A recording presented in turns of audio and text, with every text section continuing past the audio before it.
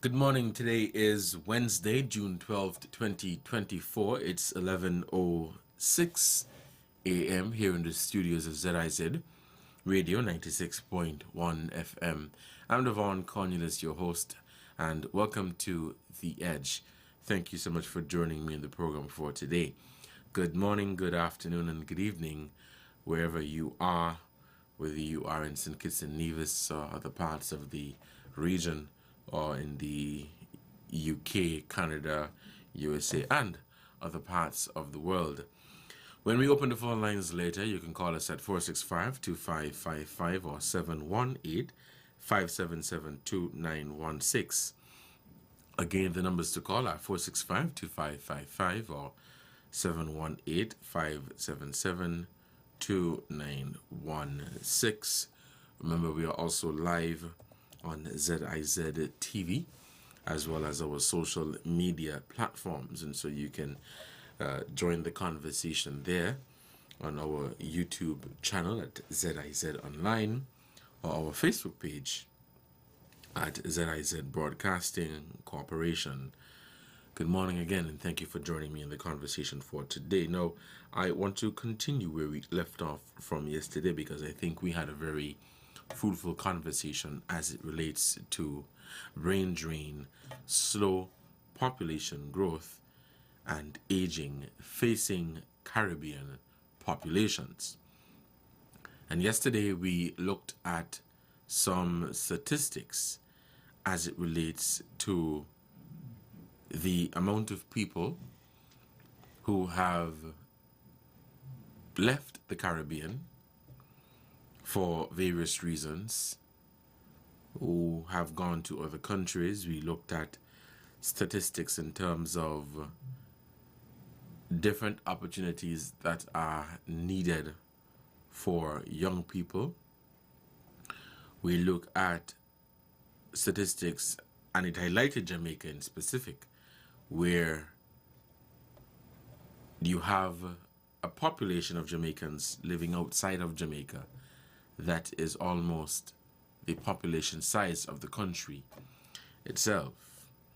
We also looked at the aging population, and also mentioned in this report is non-communicable diseases, otherwise known as NCDs, and we're going to continue there. And of course, touch again on the aging population, as well as the diminishing youth opportunities and brain drain, and even brain gain, as that was a term mentioned by a caller yesterday. And brain gain is literally the opposite, where a country benefits significantly from skilled workers coming into their country. And so they're bringing different skills and different knowledge and experience to the country that they may not necessarily have in the country already. They're bringing different areas of expertise. We also looked at the slow population growth and its negative impact on social and economic development. Now, with regards to non-communicable diseases, according to the World Health Organization, WHO, SIDS are disproportionately represented among the countries with the highest estimated risk of dying prematurely from any of the four main NCDs. SIDS experience a high prevalence of major NCD risk factors, including tobacco use, unhealthy diets, excessive alcohol consumption, physical inactivity, and air pollution. John Wilmoth said that these risk factors have contributed to a surge in obesity, related non-communicable diseases such as diabetes and cardiovascular diseases that have imposed a significant public health burden on SIDS. 9 SIDS, primarily situated in the Pacific, were among the top 20 countries in 2019 with the highest mortality rates linked to cardiovascular disease, cancer, diabetes, or chronic respiratory disease, Wilmoth explains.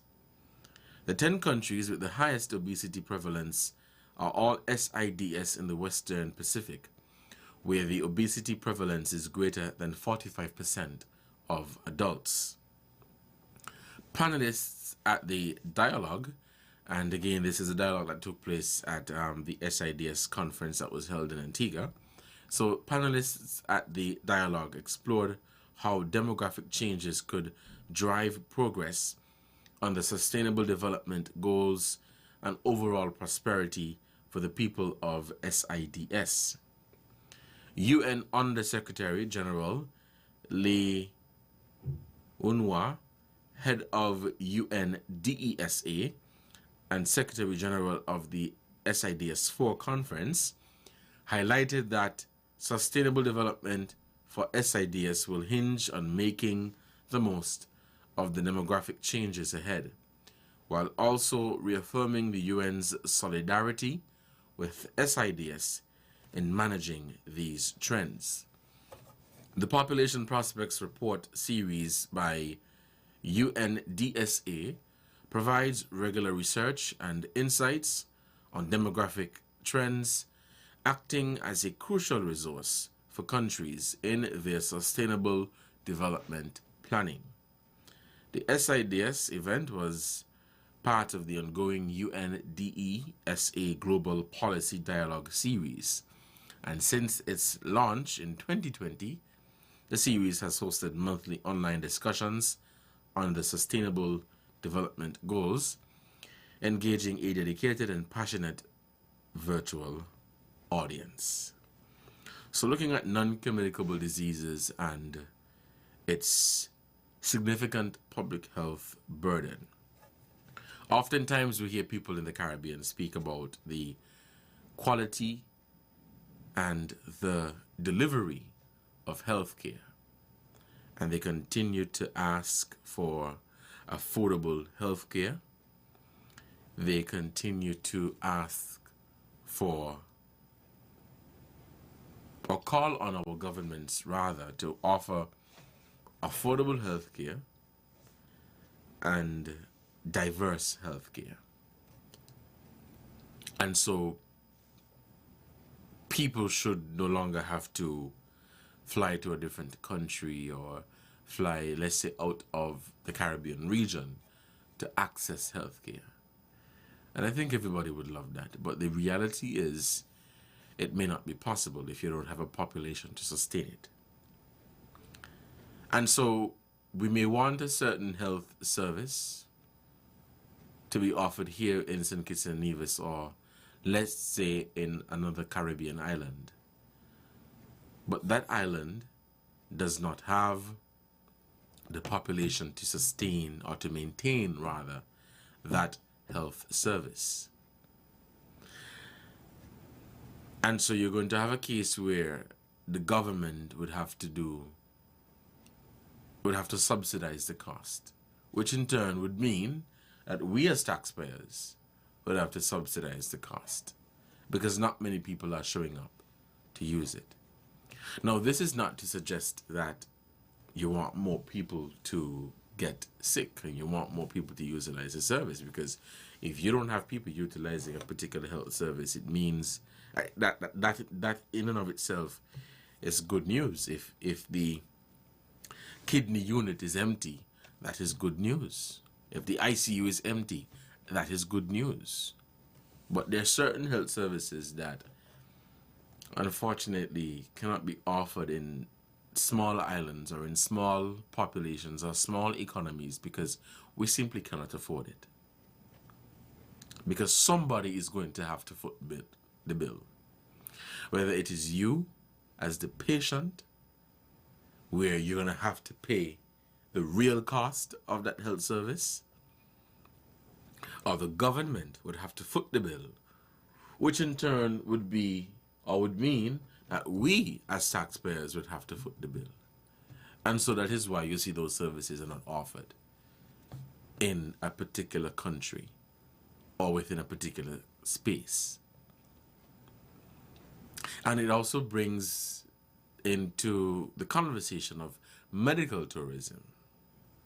And so, let's say, in St. Kitts and Nevis, we set up a particular health service, and we put the necessary framework, the legal framework in place to facilitate people from other parts of the region, and let's say the world, to come here and get access to that service.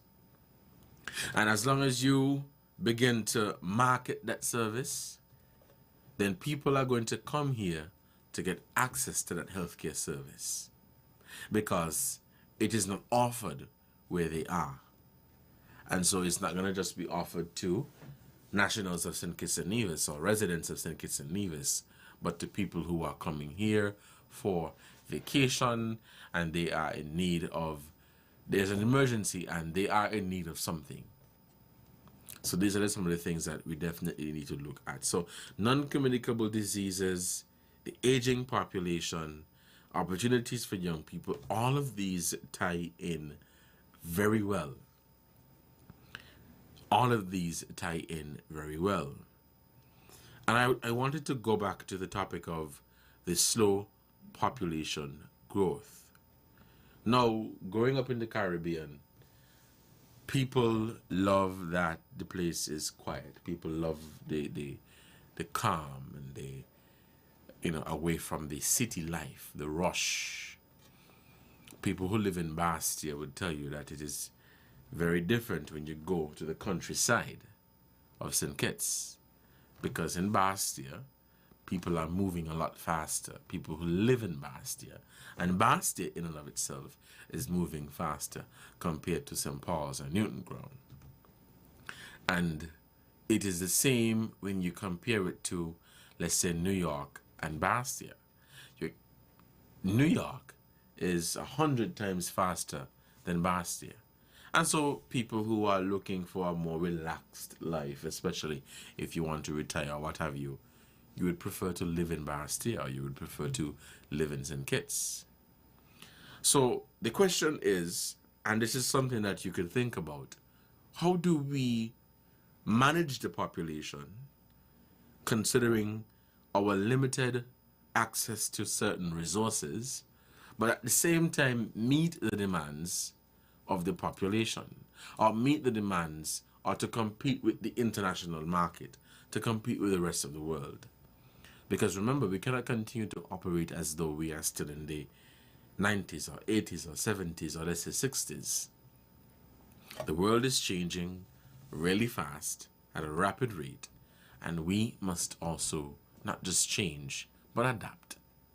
We must also adapt to those changes that are being made. It is 18 minutes past the 11 o'clock hour. We'll take a break, and when we come back, we'll continue the conversation here on The Edge. Stay tuned. I'll be right back. Devonne the Promoter and SKN Carnival Sugar Mass 53 presents. Listen. St. Kitts and Nevis 2024 Carnival Comedy Show. Performing live. Major High. Also featuring Vegas and Morris. Location, Carnival Village, December 7th, 2024. A night full of laughter. Showtime 8 p.m. Early bird special ends September 1st. Tickets on sale now at Jad Cash and online at eventbrite.com. Contact Devonne the Promoter for more info. Email delvinnef12@gmail.com. Hey, I'm Mary J. Blige. Alkaline. Hey, I'm Cat from Third World. Nicholas Branker here. I'm Freddie Jackson. You already know what it is. Rose. And this is your boy Ketty Dan inviting you to our annual St. Kitts Music Festival. Yep, that's right. From June 27th to June 29th, Mary J. Blige, Alkaline, Third World, the Nicholas Branker Band, Freddie Jackson, Rick Wass, and Ketty Dan will be joining Adamo, Akayu Sweet, T-Bone, Itebulous, Easy, Speedy, Pumpa, Nadia Batson, Corwin Dubois, Mr. Mention, Asa Bantan, Small Axe Band, Michael Tasia. This madness in the capital, so I feel like I'm running tongue again. Kabaka Pyramid, Jados, Busy Signal, Tommy Lee Sparta, Cableton, Massacre, Greenhouse Band featuring Mishka, Highlight. Ramon Watson, Tony Rebel, Brianna D, and 450. The 2024 St. Kitts Music Festival at the Warner Park Cricket Stadium, June 27th to June 29th. Big names with bigger vibes. This is where music meets paradise.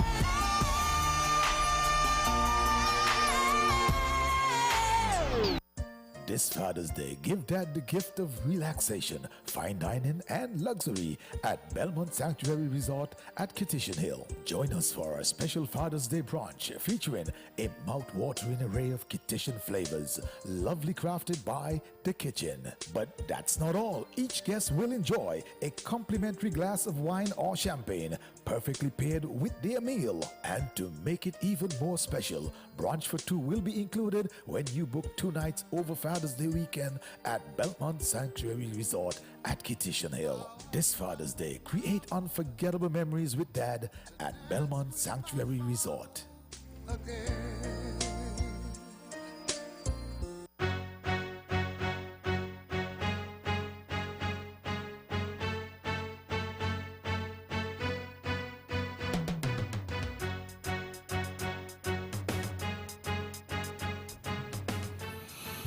Hello and welcome back to The Edge here on ZIZ Radio 96.1 FM. I'm Devonne Cornelius, and again, thank you for joining me on the program for today. If you're just tuning in, we are continuing where we left off from yesterday, where we had a conversation on brain drain, aging, and the so slow growth or population growth facing Caribbean populations. And we looked at the slow population growth in terms of the statistics. We looked at the diminishing youth opportunities and brain drain and how it affects us here in the Caribbean.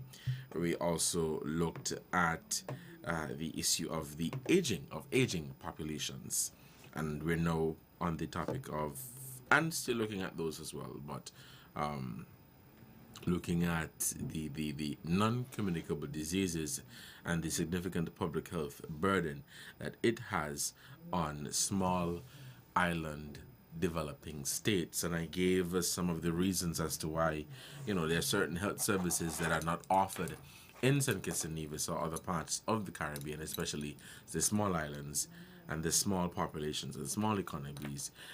It's simply because we cannot afford it. And you might be able to afford it for a certain period, but it is not sustainable.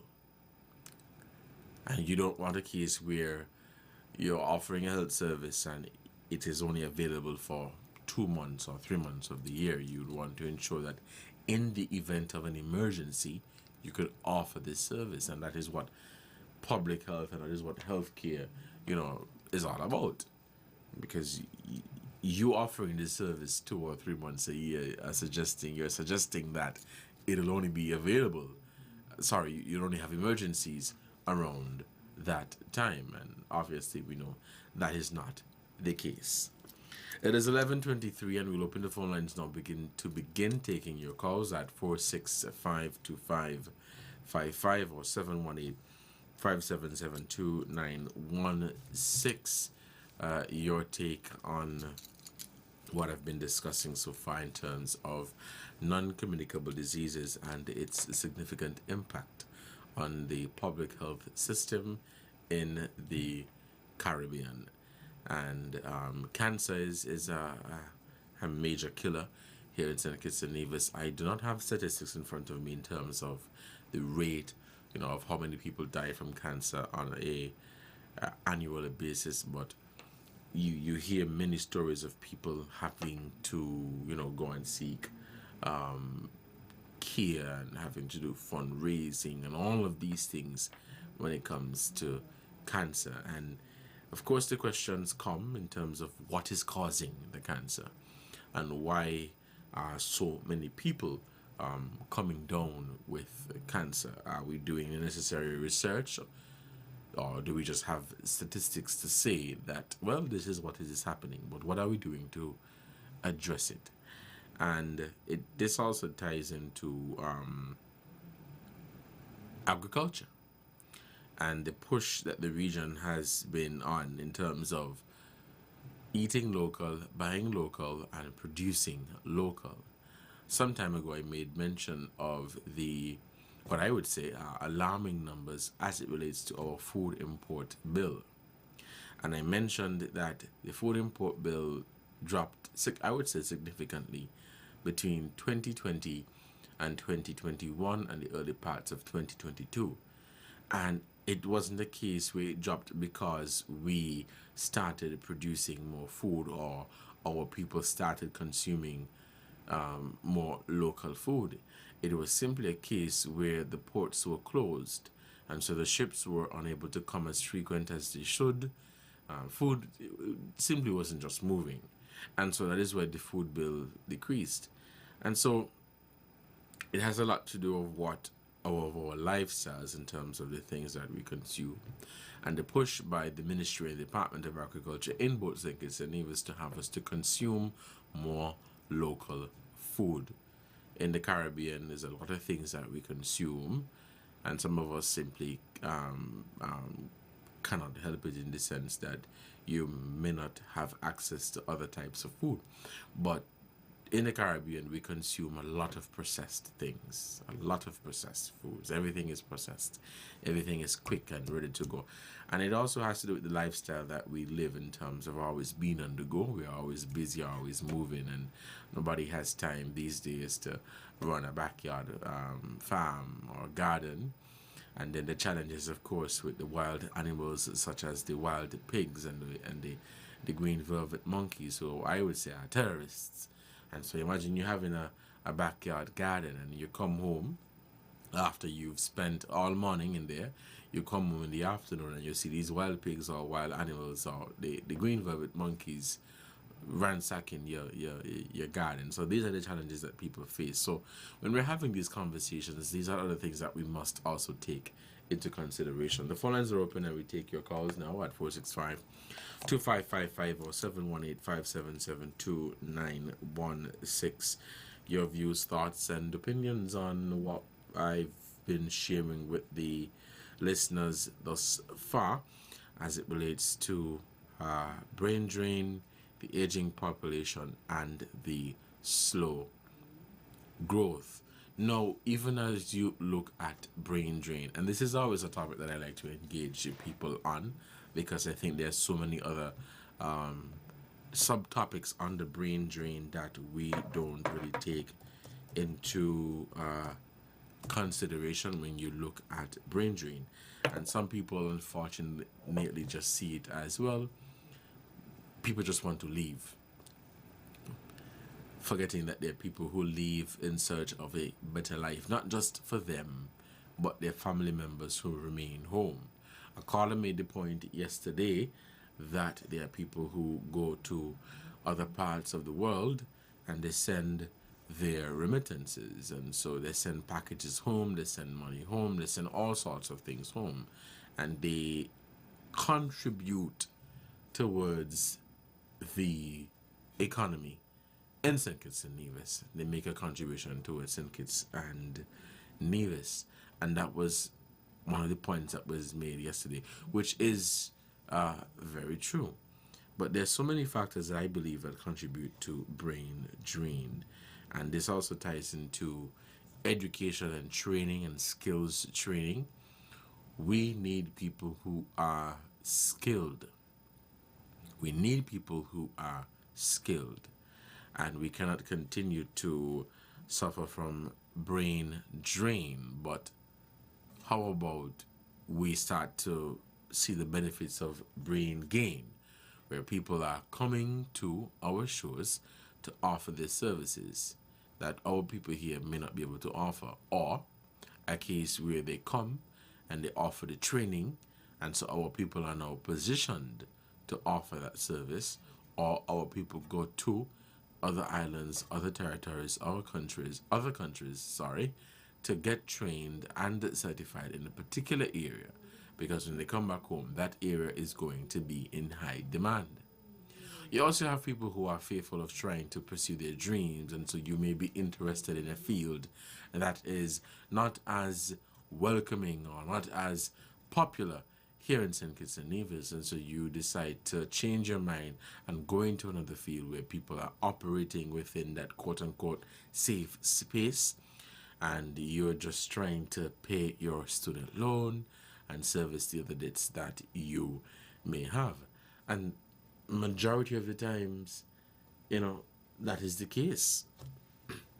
People are afraid to take that leap of faith. People are afraid to do something bold. We've been doing this the same way for the last 10, 15, 20, 25 years, and so there is no need for us to change now, because we've not been seeing a case where we're not getting good results, we're not getting good benefits out of this, and so with that, we says, "Bias, we and truly we ain't gonna change. We're going to stick to what we have been doing." It's 11:30, and we are taking your calls. 465-2555 or 718-577-2916. Let's take our first call for this morning. Hello, caller, you're on the air. Good morning. Yes, concerning the question of remittances. Remittances were quite helpful to me. My eldest brother went to England, and he was instrumental in getting me to the grammar school. In 1955, it was said that I had won a scholarship. I had done well enough to get a scholarship, but I was not offered, because they used to say about your family got to be able to maintain you and this and that. So the following year, 56, my brother said I should do the entrance as well. The caller's on the line. The scholarship and the entrance exams. Okay, caller, could you please come back? I had a bit of a difficulty hearing you. And please, guys, when you call, you have to stay away from the radio, turn off your radio, because there's a lot of feedback that is coming through. The phone lines remain open, and we're taking your calls at 465-2555 or 718-577-2916. Call us and lend your voice to the conversation at hand. We'll take a break, and when we come back, we'll take some more calls.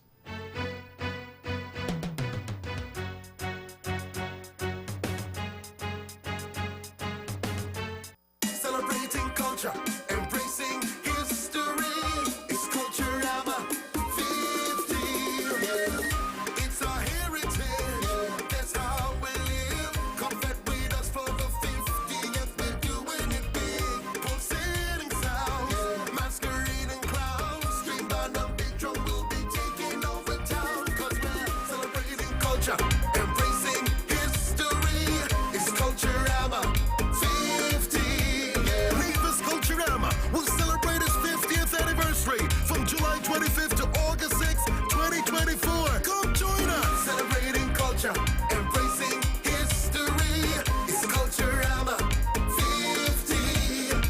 Celebrating culture, embracing history. It's Culturama 50. Yeah.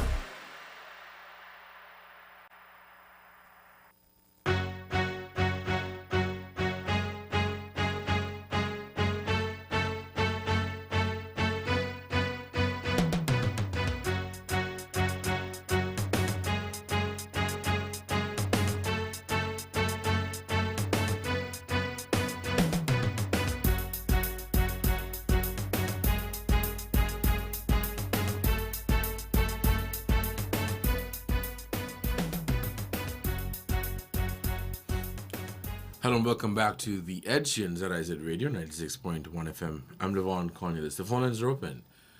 Call us and lend your voice to the conversation at hand. We're on the brain drain, slow population growth, aging. We head to the phone lines and we take this call. Hello? Hello, caller. You're on the air. Good morning. Yes, I was saying that after was not awarded the scholarship as a result of the 1955 exams.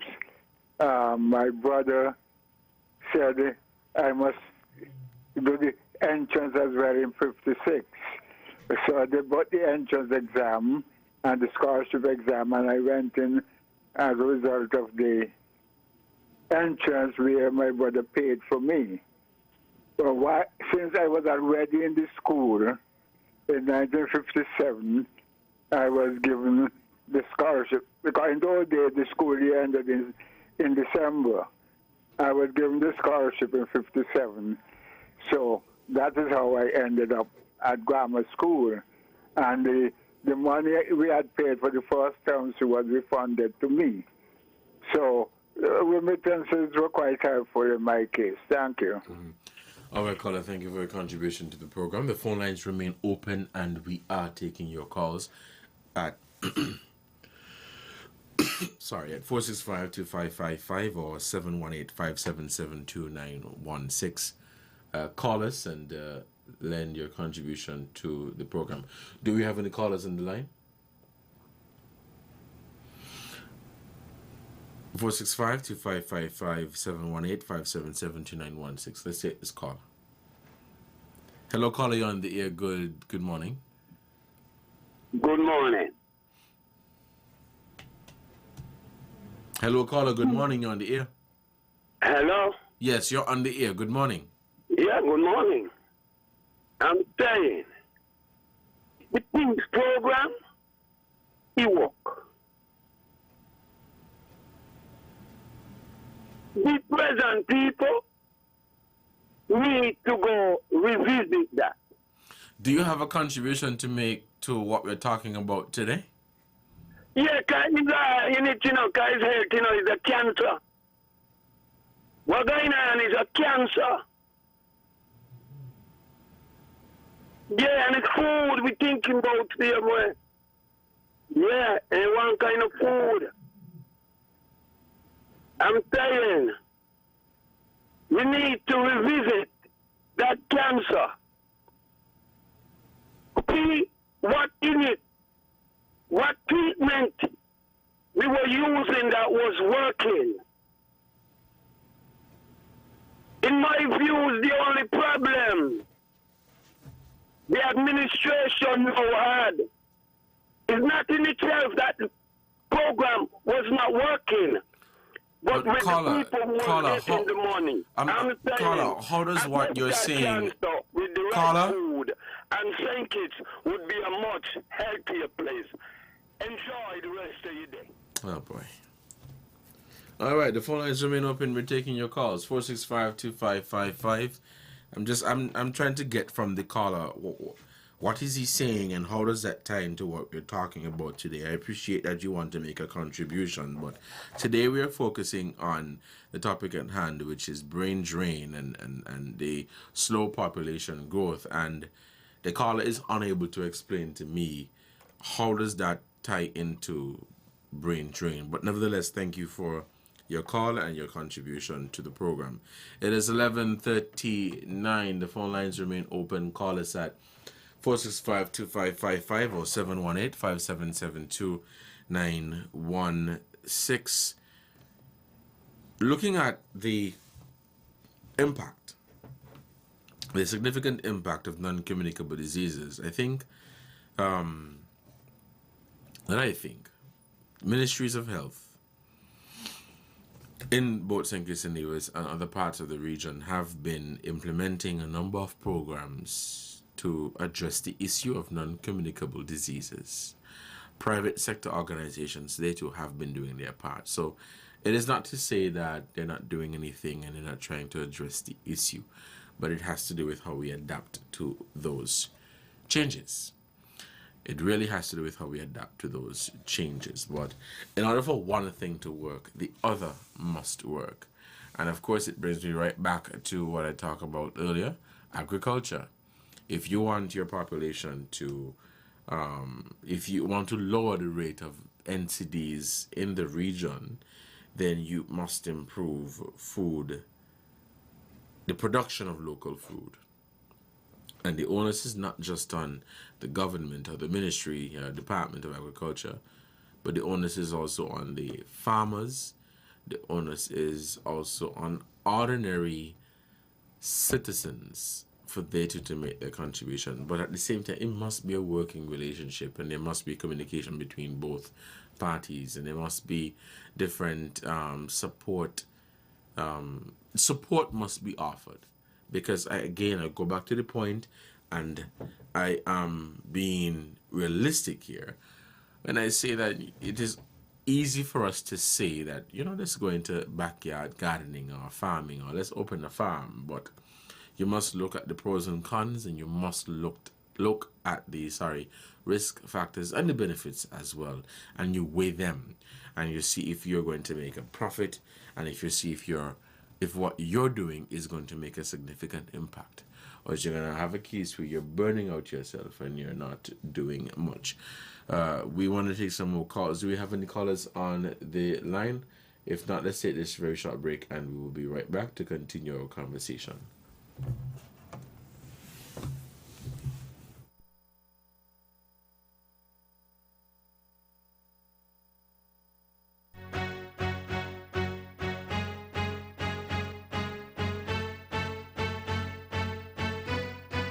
Celebrating culture, embracing history.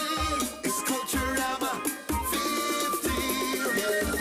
It's our heritage. That's how we live. Come fed with us for the 50th. We're doing it big. Pulsating sounds, masquerading clowns. Streamed on a big drum, we'll be taking over town. 'Cause we're celebrating culture, embracing history. It's Culturama 50. Culturama will celebrate its 50th anniversary from July 25th to August 6th, 2024. Come join us. Celebrating culture, embracing history. It's Culturama 50. Celebrating culture, embracing history. It's Culturama 50. Yeah.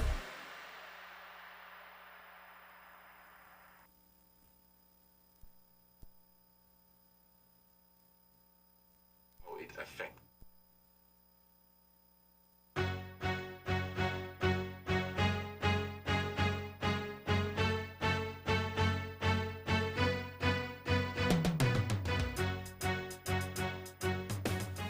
Welcome back to the conversation. You're listening to The Edge here on ZIZ Radio 96.1 FM. I'm Devonne, Cornelius, and thank you for joining me on the program for today.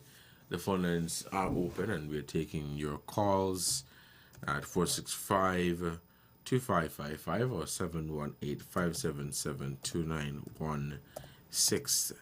Thank you for joining me in the conversation at hand. If you're just tuning in, we're talking about brain drain and the burden of non-communicable diseases. So the Pan American Health Organization and the World Health Organization, they did a report or a study on the burden of non-communicable diseases.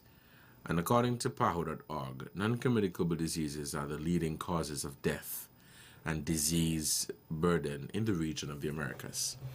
It says that in 2019, NCDs account for 5.8 million deaths, equivalent to 81% of total deaths in the region.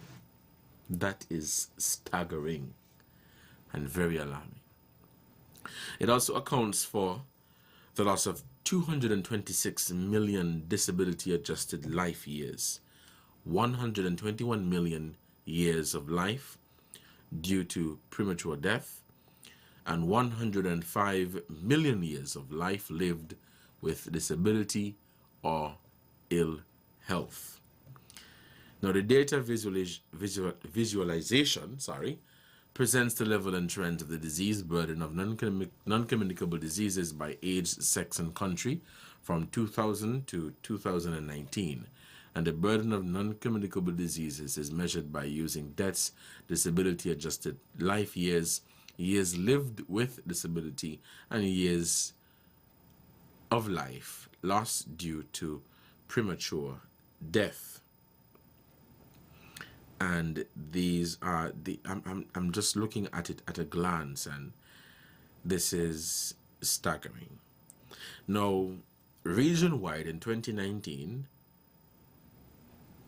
non-communicable diseases accounted for an estimated age-standardized death rate of 411.5 deaths per 100,000 population.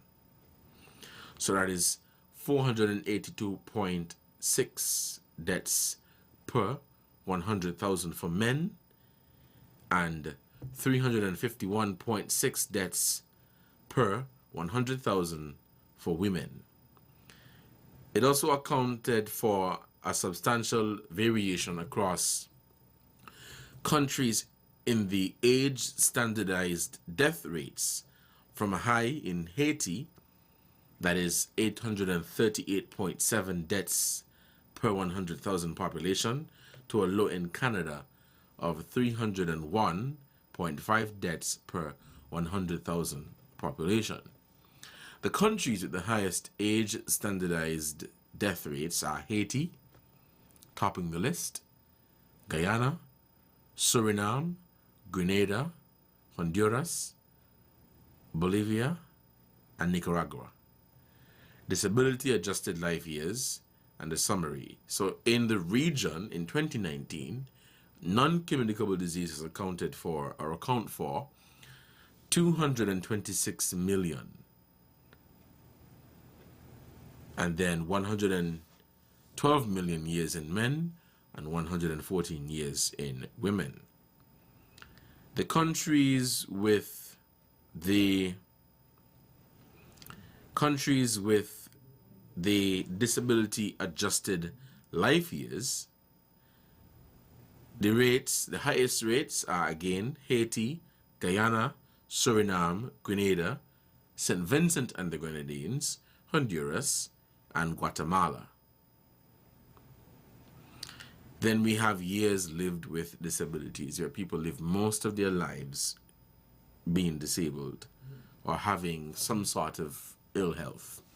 So in 2019, region-wide, non-communicable diseases accounted for 105 million years of life lived with disability, equivalent to 10,455 per 100,000 population.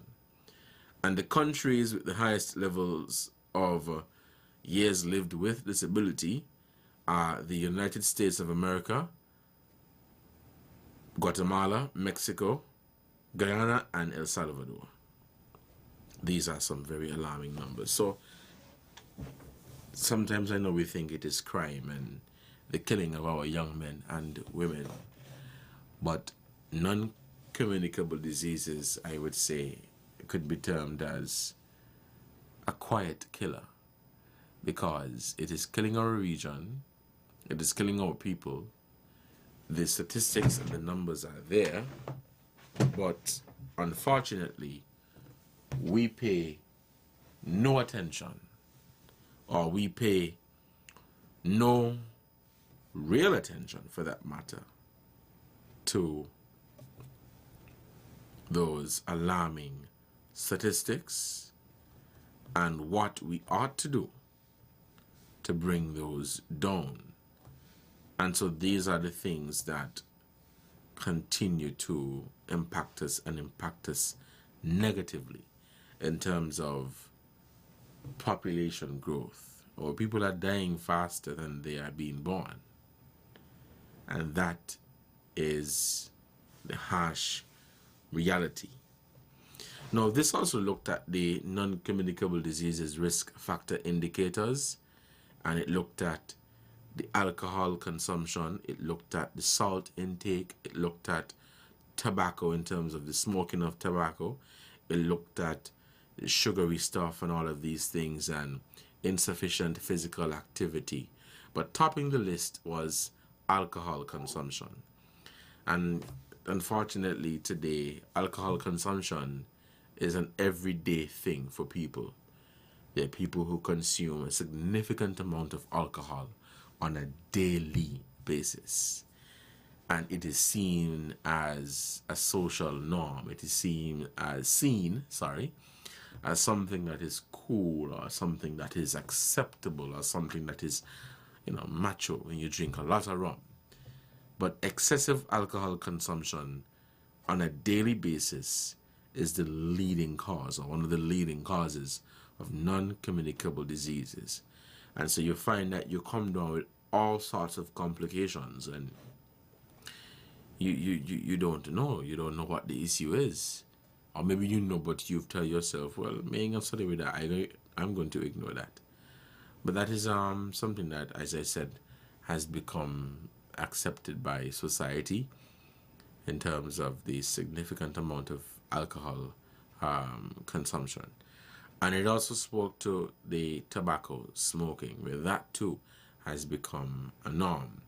My biggest issue with the smoking of the cigarettes, and even smoking in general, is you smoke if you want to. That is your right if you want to smoke, because it explicitly states what the health risks are.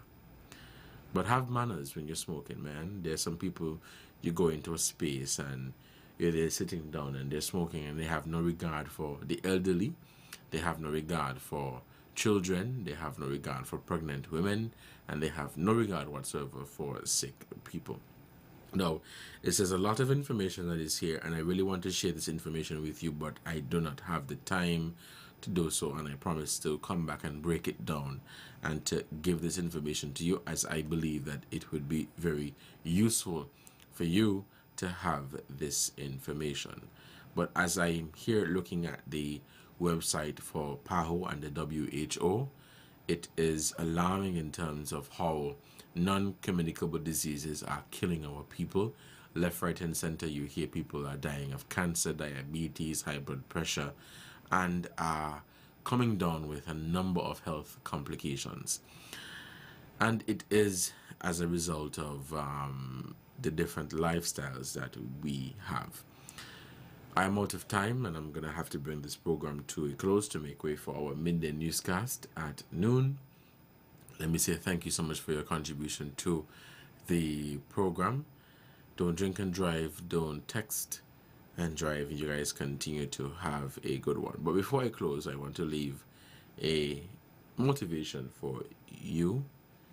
And that motivation for today is, whatever you're doing, if you fail once, try again. And keep trying. Stay tuned. Coming up next is our midday newscast. Goodbye.